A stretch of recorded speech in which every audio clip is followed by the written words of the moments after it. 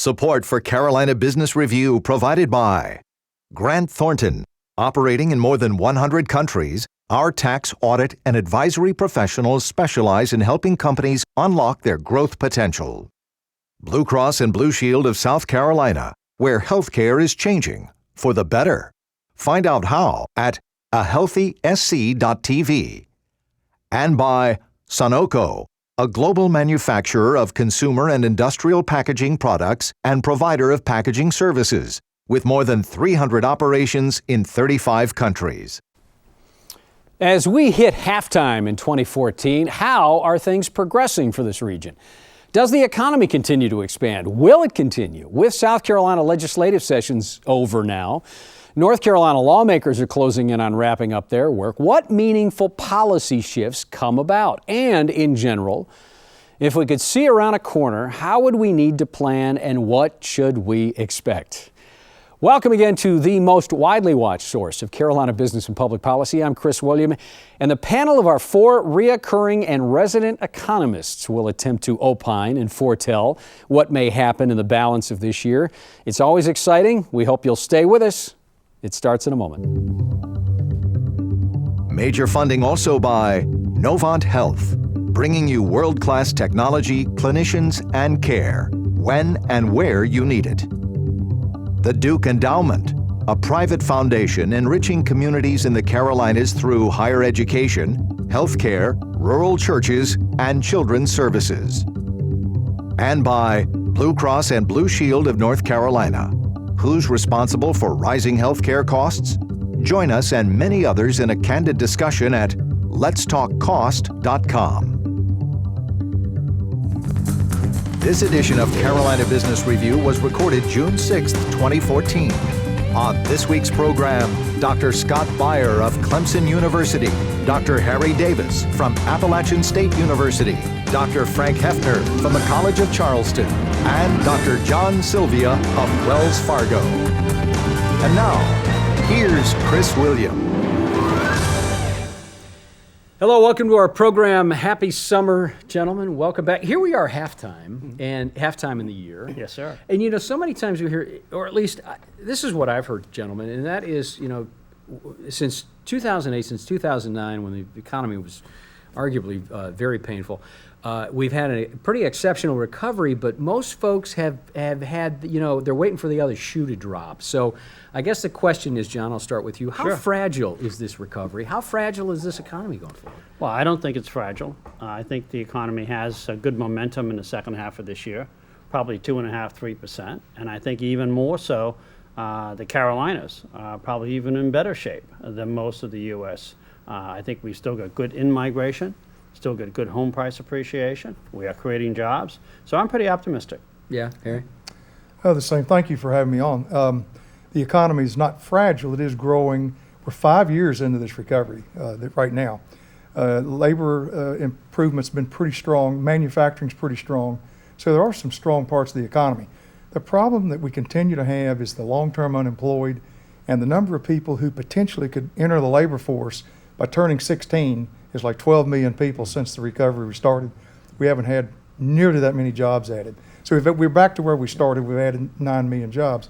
But for the long-term unemployed, it's a real problem. Frank, Scott, please go ahead. Yeah. If you look at the long-term unemployed, the recent numbers that came out last week indicate that 34% of the unemployed are these long-term unemployed, unemployed for 27 weeks or more. I think one of the reasons why people are worried about this recovery, as they call it fragile, is we haven't had really strong economic growth. Usually after you come out of a recession, you'll have growth above the long-term trend. But out of the 17 or 18 quarters since the end of the recession, GDP growth has been positive, but below that long-term trend. Is it? Well, let me throw this out. Is it because we're still wringing out a lot of debt in the economy? Does that have an overhang? I'll weigh in on that, but first I wanted to say I didn't realize this was the halftime show. I forgot my pom-poms to cheer for the economy. Go economy. I don't know that we want to see you with pom-poms. No, you do not want to do that. However, let me give you some other news, and that is the unemployment numbers that came out that says that finally, here we are, 2014, the U.S. economy has recovered all the jobs lost from the start of the recession. Here, you alluded to how we're doing better, fine. In South Carolina, we hit that mark in the first quarter of 2013. is when we finally recovered all the jobs. In Charleston, we hit that mark in 2011. So it is an uneven growth across the country, as most growth usually is in a lot of cases. But what I find amazing is that 5 years and we're still talking recovery. I mean, when are we going to get there? I guess that's the question. When are we going to hit this target? Is that because it was so eviscerating in 2008, 2009? Well, I think so. I mean, one point, and we can debate this on the structural issues that we're already starting to bring up, which is some of the bigger problems, is I gave a talk, and my title was, well, is this as good as it gets? I mean, let's quit talking about recovery. Are we where we are, and is this what the world's going to look like for the next 2-3 years? So that's the question. That's the question. And my answer would be slightly better than the past, but still, going back to Scott's point, I think 3% GDP is probably good for the rest of this year and the first half of next year, but I don't see that as sustainable. I think you're back to 2.5%. Even and again, with the first you quarter? and I represent two metropolitan areas that have really benefited. And you've benefited, you're upstate, you certainly benefited in Boone, but I think you're right on structural unemployment. When you get to eastern North Carolina, when you get those parts of the rural South Carolina, there's a huge difference in performance. And youth unemployment in the United States is approaching Europe's. I mean, it's not very good at all. So there's still a lot of employment issues for the country. The problem is every time economists get together, we spend the whole time talking about where's the recovery, where's the strength. We are clearly in a recovery, but this is not like our father's recovery or our mother's recovery. It's different. It's much slower. Yeah. Well, that's one of the issues. Usually when the economic expansions occur, we never know where it's coming from. And usually what happens is there's some innovation in some industry, and that kind of pulls all the other industries up. We haven't seen anything like that in this country. In this recovery, there's no industry that's really taking off. And usually it's housing. And that probably gets back to your point. Right. Where is it not showing up? Probably in the housing stocks. Well, I think the numbers. other thing is a lot of recessions in the past were precipitated by a well-known event, an OPEC embargo, some ill-conceived Federal Reserve policy or something. This is new in a sense, and that was caused by financial calamity. So that brings up to your issue is how much of the carryover is and the drag is being felt because of these things. 5 years after the fact, we're still looking at what Bank of America did. 5 years after the fact, we're still talking about bad mortgages. How many houses are underwater right now from that perspective? The labor market can't be as flexible and dynamic as it was in previous recoveries because people have anchors, their mortgages. Well, I think also we worry about, again, the employment issues. Some economists have argued that a lot of the income support things have created incentives for individuals not to take jobs. If you look at the last CBO report, they actually built that into their calculation that these income supports end up being relatively high implicit marginal tax rates where someone won't decide not to take a job. Well, and one of your colleagues who's not shy in retiring, that's been on this program several times, and you all know John Connaughton has said two of his concerns were the baby boomers en masse retiring and getting out of the workforce, and the other thing was the not so strong part of the housing, and that could be a tipping point. He dropped his gross state product forecast, but is that a real issue? Do you agree with that? Do you think the baby boomer issue about retiring? Well, residential construction as a percentage of GDP had been growing in this recovery until the fourth quarter of last year and the first quarter of this year. They actually turned around and started going down. I think household formations have slowed significantly. College debt is weighing down on young people. They won't form households. When it comes to residential construction, 85% of it used to be single-family homes. Now it's 65%. We're building a lot more apartments because these kids have got so much debt. They can't form a household and they can't buy a house. Yeah, That's a systemic change in the way this country's operated in the past. And it is a change because when you look at the delinquency data, from the banking point of view, it is the student loan debt that continues to rise and delinquencies continue to rise. Everything else, credit cards, auto loans, home mortgages, all those delinquency rates have moved down. So there's much more of a structural problem there as opposed to the business cycle problem that we typically see on credit cards. I can't remember who said this, John, but I was watching a program somewhere, and it was a book author, and he said one of the problems we have in the United States is that we're building another layer of frosting on the cake, and we're not building out the cake. And obviously, it's a metaphor for the type of industries that we're developing. Does that ring true or ring? Well, these guys are in education, and if it's human capital, that's the real piece of the cake that we need to develop. So, Well, I guess the other question is whether the student loan debt will become the next financial bubble, because we're already marketing derivative products based on that, just as we did with mortgage debt. And so that becomes another problem, is, we created another issue that might pop in the next couple of years, and that creates another uncertainty issue. Well, go ahead, Scott. No, I was going to say, in terms of this human capital issue, again, looking at the most recent jobs report, some of the strongest growth we had were in these high human capital industries, business and other services, health and education. Those were the leading sectors. You had that in hospitality, that accounted for almost 2/3 of the total job growth. So it's the human capital sector that's going to be the growth, it's going to be the drivers. And I don't think that's frosting on the cake. I think that's the center of the cake. Yeah, That's the gooey middle. But Clemson does a lot of technical education and engineering. You do amazing accounting up in Boone. I mean, that's where the demand for human capital is. Well, the way we deliver education in this country is going to change dramatically over the next 10 years. University systems and technical schools are going to have to get in bed with the business community much more than they have in the past to produce students who actually have the skills that are needed in the workplace. That's going to happen. The other thing is the cost of college education, including fees, tuition and fees, is growing twice as fast as medical care That's costs. not sustainable, is it? And how long can that go on? This has been going on since 1978. So consequently, to your point, and let's stay with you, in North Carolina, Governor McCrory has proposed raising teacher pay. Are these symptomatic fixes, or do we need to think differently? And are the states, Frank, South Carolina just finished their legislative session, are the states seriously thinking the right way about investing in education? Well, I think what we're going to have to do is we're going to have use and take a point of view of less brick and mortar. We don't need the brick and mortar. We need to deliver education in new and more efficient ways, do it by TV. There are all kinds of electronic ways to deliver education that's far less expensive. And here's the real bottom line. In California, you have companies going together and forming their own companies to do nothing but educate kids to go into the computer area as computer software engineers. They're going around the university system altogether.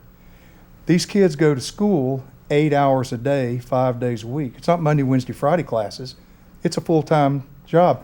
After 9 months, they're computer engineers. They got a $100,000 job. We're going to have a hard time competing with that. Well, I guess, I hate to use the Europe example because in one sense the vocational training in Europe has always surpassed ours. The interlink between education and industry has always been much better. The drive for learning... But that's also true in some areas in South Carolina. Yes, and the drive that you don't necessarily have to get a college degree, but you just need superior educational opportunities. And I think that's where we need a change in some areas. That perception. But However, you are getting that change in South Carolina. We are getting that change in South Carolina. You think that'll make South Carolina more competitive than North Oh, Carolina? Definitely. Yeah. Our VoTech system is growing. I mean, Trident Tech in the Low Country has got tens of thousands of students in it. And the State House has specifically earmarked more funds More for the technical colleges. And business is linking in with them. So it's that partnership that you alluded to that we need to get to. Yeah. And that's where we need to follow the European model, but we don't need to follow Europe the rest of the way because they're not doing so well given what's happening. And that's another dichotomy that's going on in the world, whereas we're having good slow growth right now and moving forward, Europe is still languishing where they can't figure out what the next step is. Yeah, some time ago, but back in the 80s, I think it occurred. It used to be the case that when you were in high school, you started to be able to trek on different ways. But at some point in the 80s, it became all high school had to be college prep. And that doesn't suit everyone's need, doesn't suit their competitive or comparative advantage. And I think that's where we went off the rails. Let's talk about a couple specific policy issues. Medicaid and HCA. Medicaid in both states is being run by the states, and they're not accepting any federal monies for that. And then, of course, the Affordable Care Act is beginning to show up now on balance sheets as a cost or a drag, or however you want to say it. How much more? What other surprises are we going to see, either negative or positive, around the Affordable Care Act?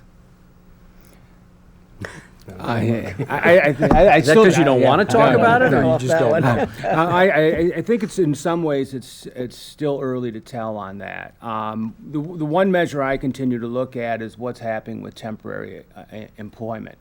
If that ticks up or stays at its elevated level, I think that's a concern that businesses don't want to take on full-time employment because of these additional costs. And this amount of temporary employment still remains at elevated levels and hasn't trended downward. Yeah, I would say, Chris, the challenge, and we're all business decision makers here, is that if you don't know the rules, it's hard to make those commitments. You're asking me to hire somebody full-time for, I don't know, 5, 10, 15 years. I don't really know what their healthcare costs are going to be next 6 months, 9 months, or 2 years from now. So I don't really know what the premiums are. I'm not sure what the penalties are going to be. I don't have the rules in place. So I think it's very difficult right now for people to make long-run decisions on hiring people when they really don't know what the rules of ACA are. I think it's a business decision-making problem. And they change monthly. And they change monthly. So how do you make a long-run decision about hiring somebody under those circumstances? It is early, but if you look at the surveys, if you look at surveys of businesses and ask them about their hiring, they clearly say that ACA is negatively impacting them in terms of full-time employees and the number of employees. Now, whether they actually do that, that's what they say they're going to do. Whether they do that or not is a separate issue. But the survey suggested it will negatively impact employment. So how ugly could this get if the economy, let's just say, starts to contract, and we start going the other direction, and we still have these uncertainties around, not just about planning, John, but the costs associated with healthcare and employees? This sounds like it could be, to some degree, and not to overuse this metaphor, a perfect storm for businesses in a contracting economy. Am I right to think that, or am I thinking too pessimistic? Well, and also, fortunately, we don't have the federal minimum wage passed on top of it. But what we have to realize is that it's the wage is not the only component. It's the total employee cost index that has to be looked at, and that's the uncertainty you're talking about. We have that stacked on top of the wages, so it costs business a lot more to hire someone than the wage. And that uncertainty creates a problem, and they don't know where it's going to be. And I'll pick up on, I think, what's a point Scott was hinting at, I think, is that, yes, it's true now we have gotten back to the total level of jobs we had prior to the Great Recession, but the percentage of those jobs as part-time has significantly increased. So yes, you got the same number of jobs, but there's a lot more part-time jobs. Again, reflecting, I think, what we're all talking about is the uncertainty of hiring people full-time, permanent, in the fact that you don't know the rules of the healthcare game. But as was pointed out today in the news, also is kind of neat, is that yes, the U.S. is back to where it was. But what happened to the graduating class of 2009, 2010, 2011, 12, 13, 14? Now, Can a state like North Carolina or South Carolina, can they do anything to mitigate the federal uncertainty around health care? Can they do, is there a lever they can pull around the Medicaid funding?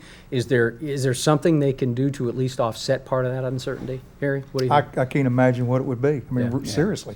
The ACA is so huge, involves so many, everyone. I don't see what a state could do to improve it or change it in some positive way for the state. And the cost could be prohibitive if they decide to do that. That'd be the only way to do it, would be to throw money at incentives for hiring or something and full-time employment, but it would be very expensive to do that. Would the Affordable Care Act, and I really don't want to politicize this because we've been beating this thing to death anyway, but is the Affordable Care Act, is that the largest challenge, risk that this economy has in its continued expansion, whatever it may be, expansion? Well, I think in terms of hiring people, it comes back to, I just don't know what the rules are. And to me, it is a business decision-making problem. It is practically impossible for me to really make a long-term commitment to an employee if I really don't know what the benefit costs are of that employee. It's hard to make that. So I'll be cautious. I will hire some people, obviously those that are talented, and I can afford them. But at the margin, to me, it's more of a business decision-making problem rather than anything else. But we end up with the same situation. It's not just that one. It's also financial regulation has the same uncertainty added into it. And so the people just cannot make it. This business of passing legislation and then kind of in the back of our mind saying, well, let's see what happens after we do it. Yeah. See what happens when we yeah. push Yeah, this when we button. push, and it just doesn't work for business. And on top of it, you have the new EPA regulations. Now, there's a lot of flexibility that allows states to do things differently, and you can adjust to that. But again, that just adds to the uncertainty. So now you got to worry about the financial regulations, EPA, and the Affordable Care Act. There's a lot that businesses don't know what all the costs of doing business I think are. the regulatory burden is It's a pretty- real dampering effect on the economy. I deal with You're bankers, talking as you about the well know, finance side. and the bankers complain about it all the time. We raise the standards for getting for first-time home buyers. We raised those standards in January, and we put the burden on banks. In other words, we've tightened lending requirements so that they can't lend money, and then we complain about them not lending money. Well, banks can't make money if they don't lend money. It's the only reason to be there. The problem with that, Harry, is people are not going to feel bad about the banks complaining about anything given what happened in 09, 08. I Don't you agree. feel I that? agree. I don't disagree with Yeah. that. But the fact is, if we don't have a strong, vibrant financial sector, I don't think you can have a strong, vibrant economy. So let's go back to Harry's point, though. I mean, if you do raise the mortgage standards, you're going to get less housing starts, new home sales. So, how are you going to get the economy back to 3.5%, 4% GDP if what you got is tighter regulations in terms of mortgage lending? Getting back to Scott's point, why isn't it we're taking off? Why isn't it we're going ahead and moving here? Bottom, the housing market's not recovering. Maybe the housing market's not recovering because of the mortgage restrictions. Is the housing market not recovering? I mean, It's it seems recovering, like but it's again, recovering. getting back to the old style. It's also very localized. Very It's very localized. localized, and if from that So situation. pockets, like Yes. the major metros, Yeah, right. but not so much about rural. In North Carolina, it's all in Charlotte and in Raleigh, maybe a little bit in Wilmington and Asheville. If you're anywhere else, if you're 50 miles from an interstate in North Carolina, there's not anything going on in real estate. I think we're also there's going to be some big structural shifts that we haven't figured out. It used to be one of the rules of thumb was the automobile industry would lead us out of the recession. And we're still talking as if the housing industry will lead us into our expansion. I don't necessarily think the housing industry will lead us into our expansion. Something else may happen, but what I think is the housing industry is still a drag. And it's dragging us. We've got about 3 minutes left, and I want to get a couple things absolutely on the docket here, and that is this: the Federal Reserve. Federal Reserve has announced that they're tapering their buybacks of bonds, and it seems like the markets continue to go higher. How much headroom do we have left in the equity markets? And talk about bubbles. It seems like there is a bubble in the bond market, meaning interest rates are generational lows. At some point, that's got to come back up. So how does the Fed navigate through that? Well, if it is a bubble, there's sky's the limit. Okay, sorry, go ahead. Is this You what you teach in take it classes? on from there. No, I think the challenge, I think, in the bond market is when you're looking at the data, as we all do, the CPI, the Consumer Price Index, the personal consumption deflated, they're moving upwards. Wages are moving upwards. So by the end of this year, we're going to be approaching CPI at 2%, 2.25%, PC deflated 2%. The market knows that that's sort of like a benchmark for the Fed's policy. So I think the bond market's going to start anticipating the Fed moving by middle of 2015. We'll all be here to discuss that again a year from now. Yeah, But less than a again, year. I think the Less than- bond market's going to be challenged. Absolutely. We're running out of time. We got about a minute and a half left. I kind of want to go around the table. So the second half of 2014, Scott, you think it's going to be better? Oh, I think it's going to be, well, it's got to be better than the first quarter of the year. So I would. But that's a delay delayed. on the cold weather. I mean, No, that was a one-off. that's all. That's what I think. A lot of the underlying data there was a lot better. No, I predict for this next quarter maybe as high as 4% growth, maybe a little bit higher if inventories rebound year over year. It'll be about 3.2%, 3%. Okay, quickly, Frank. Well, I think in terms of my area, Charleston and certainly South Carolina as a whole, we're going to see a good rest of the year without a problem. Yeah. Harry, what do you Yes, think? I think around 3% growth, which would be the best we've seen since before the recession. I do think real estate will be a positive factor. Manufacturing will be a positive factor. Energy is a major growth sector for this country. If it were a 9-inning ball game, where would energy be in what inning? Oh, First, second, third, mean- net growth cycle. Oh, third or fourth, probably. Okay, I mean, energy's got a long way to Yeah, go. right. we'll become the largest exporting country on earth in oil very soon. Yeah, was real the goal. quick, at That- one point, we were exporting 9 times, importing 9 times more than exporting. Now it's 2 times. That's the tremendous growth. So That's a good metric. I tell my students to go west. Get to the west side of the Mississippi. Like Western You want a job? Carolina? West of Mississippi if you want a job. 15 Just very simply, a better national economy, and I think a better economy for Charlotte. Okay, that's the last word. Thanks, John. Yes, sir. Thanks, Scott. Good to have you back. Frank, always nice to have you from Charleston. Harry, welcome down from the mountain. Thank you very much, Chris. Yeah, good to see you. Thank you for watching us. Until next week, I'm Chris William. Have a nice weekend. Good night. Major funding for Carolina Business Review was provided by the Duke Endowment, a private foundation enriching communities in the Carolinas through higher education, healthcare, rural churches, and children's services. Blue Cross and Blue Shield of North Carolina. Who's responsible for rising healthcare costs? Join us and many others in a candid discussion at letstalkcost.com. Grant Thornton. Operating in more than 100 countries, our tax, audit, and advisory professionals specialize in helping companies unlock their growth potential. Novant Health, bringing you world-class technology, clinicians, and care, when and where you need it. Sunoco, a global manufacturer of consumer and industrial packaging products and provider of packaging services, with more than 300 operations in 35 countries. Blue Cross and Blue Shield of South Carolina, where healthcare is changing for the better. Find out how at ahealthysc.tv. And by viewers like you. Thank you. Promotional consideration provided by Business North Carolina Magazine.